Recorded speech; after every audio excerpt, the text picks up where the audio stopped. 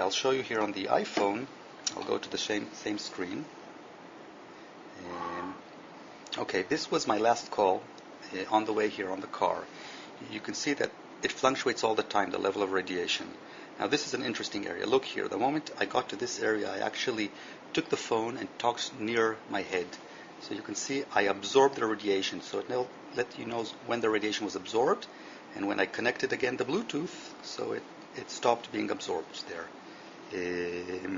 So you can see every second or during a call how much radiation was absorbed and how much was not absorbed. There's also different events here during a call. The device was rotated, so I know the device was rotated, and you can see that the moment it rotated, radiation started increasing.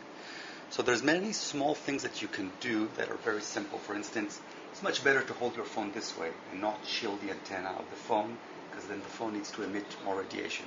It's probably not too complicated to make the call this way. Yeah. Let's take the application, go a little indoors here and see how the radiation increases.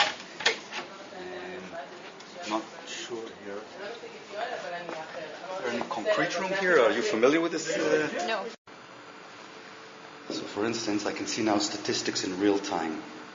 This is, you see it's dynamic and it's changing now because radiation is increasing. Oops. And you can see that I'm not using an earpiece or something, so it's full red, so it's absorbed actually. You can see Sylvie here? So it's being absorbed by the body. If, for instance, I would connect here to activate a speakerphone, so now I'm talking and it's distance from my head, you see that it shows you that it's not absorbed. See the difference? Yep. Between absorbed and not absorbed.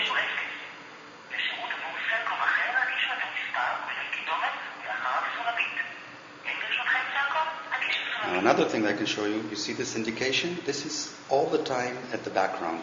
So it's monitoring the radiation all the time here. Even if you don't activate the application in the background, you have a little indicator showing you if you're in green, yellow, or...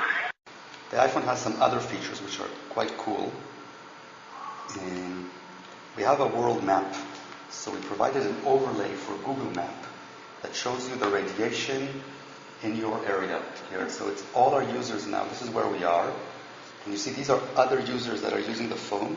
And here, these are in green. There's an area here in red. Eventually, when you'll have a lot of users, we'll have a whole overlay of the map of the world with areas which are green, yellow, and red.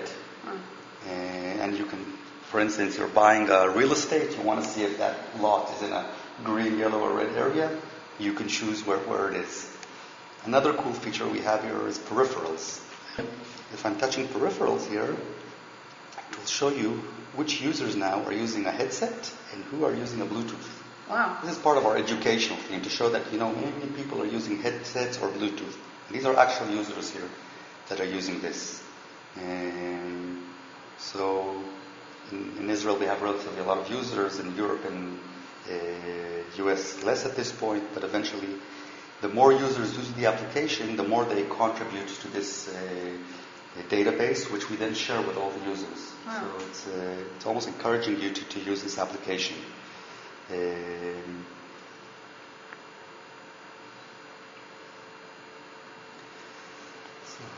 And we saw the stats, and you see this is the prediction here of how it changes over time. It's a little different screen. We give you the ability to make the call within the application. This is because it's not running in the background. But you can also first make the call and then launch the application.